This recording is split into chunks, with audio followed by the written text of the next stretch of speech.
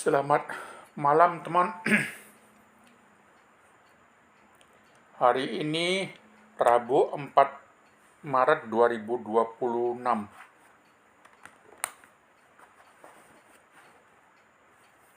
Izinkan saya memberikan satu teori. Teori ini sudah terbukti, guys. Begini.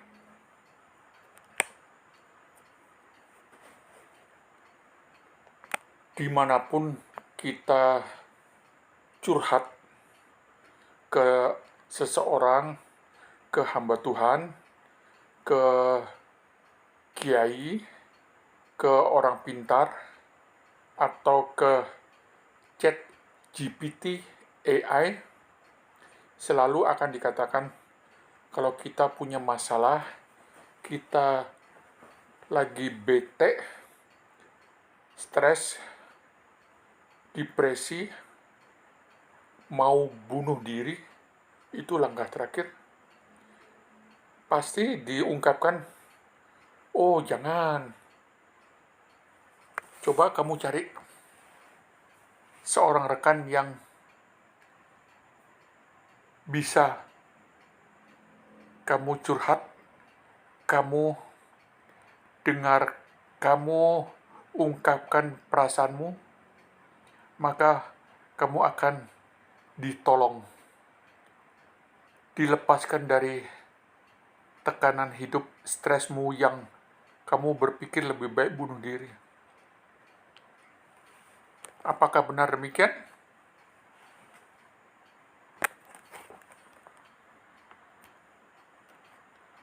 Saya berani berkata itu bullshit. Kenapa bullshit?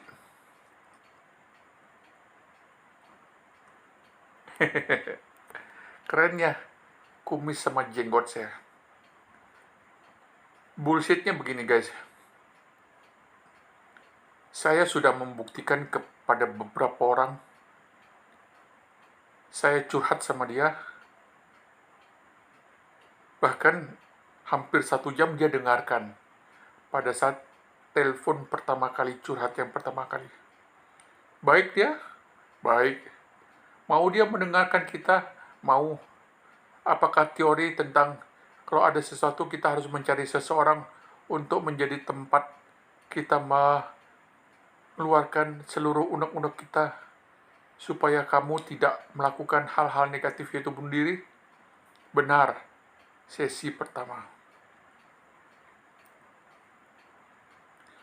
Lalu, kalau masalah itu terus datang dan tidak selesai-selesai, kamu pasti akan bete lagi, bukan? Kamu pasti akan perlu seseorang lagi, bukan? Pastilah, masa tidak perlu lagi?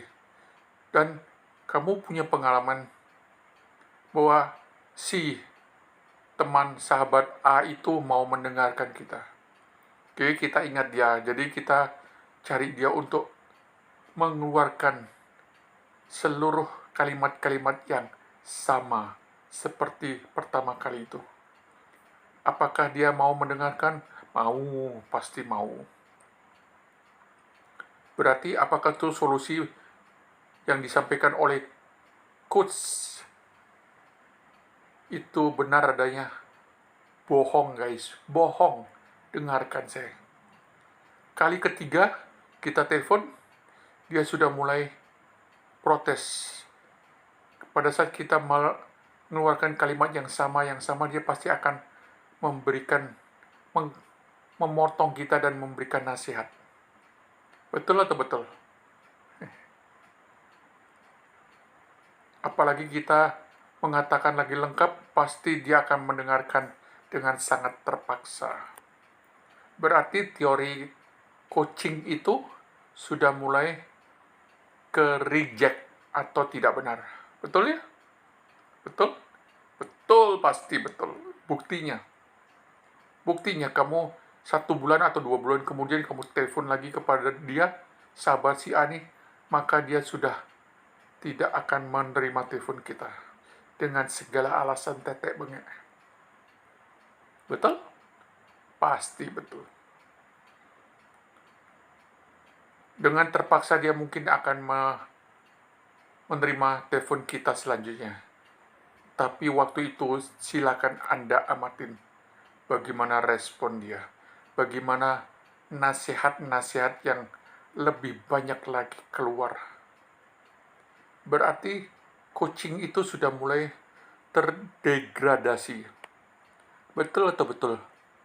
Pasti betul. Kemudian Anda merasa terbebaskan, tapi masalahnya penderitaan Anda belum diselesaikan oleh Tuhan yang kamu sembah. Tuhan pun diam. Dia memberikan teman si sahabatmu si A itu hanya 5-6 kali saja. Setelah itu ke-7 kali kamu telepon dia, sudah mulai tidak diangkat lagi telepon dirimu. Betul atau betul? Pasti betul. Saya sudah membuktikan kepada banyak orang, dan akhirnya terjadi konflik dengan orang tersebut. Sehingga satu andalan kita tereliminir dari teori kucing tersebut.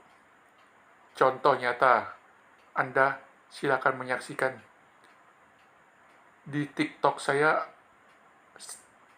akan saya posting 3 video yang Anda lihat. Pada saat seseorang kita merasa bersimpati, berempati karena dia punya masalah, dia berterima kasih. Kemudian dia menyatakan kalau dia tuh penuh beban kehidupan. Saya berusaha mendengarkan.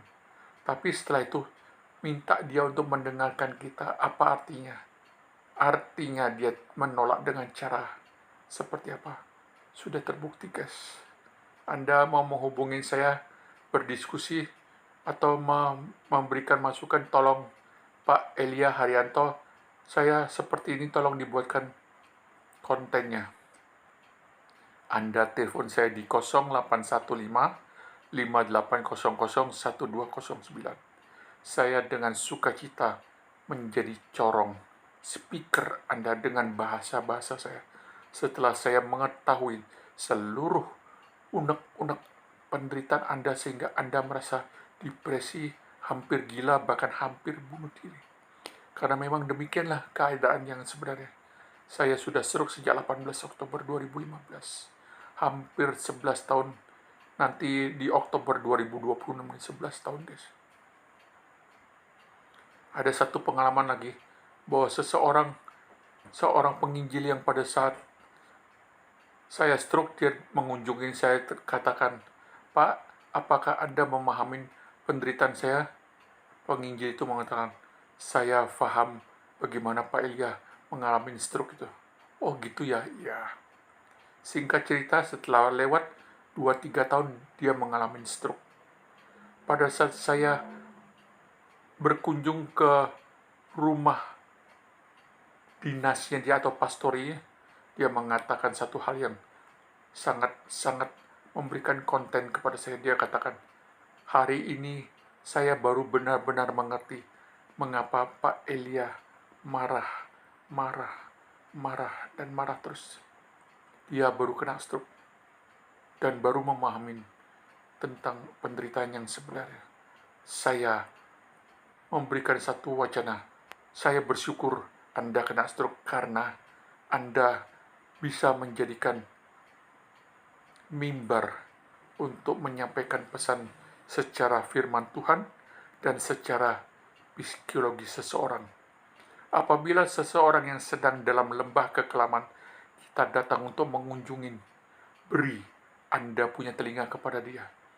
Jangan memberikan mulut Anda yang ngoceh, tak jelas, seperti yang Pak sampaikan hari ini.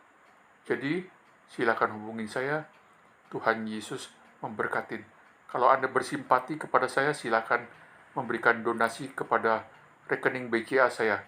ELIAHARIJANTO dengan nomor rekening 040 14 39 632.